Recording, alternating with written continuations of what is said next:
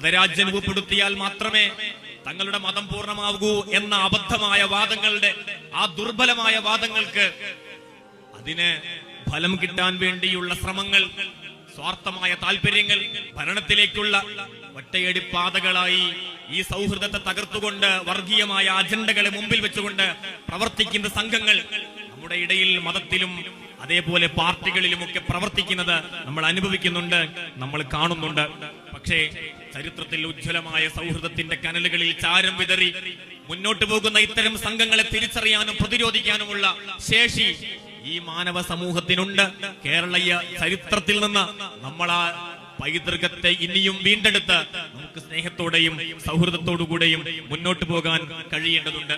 വെറുപ്പുൽപാദിപ്പിക്കപ്പെടുന്ന എല്ലാത്തരം സംഘങ്ങളെയും അത്തരം കേന്ദ്രങ്ങളെയും തിരിച്ചറിയുക എന്നതാണ് ഏറ്റവും മൂല്യമുള്ള ഈ കാലത്തെ രാഷ്ട്രീയ പ്രവർത്തനമെന്ന് നമുക്ക് തിരിച്ചറിവുണ്ടാകും.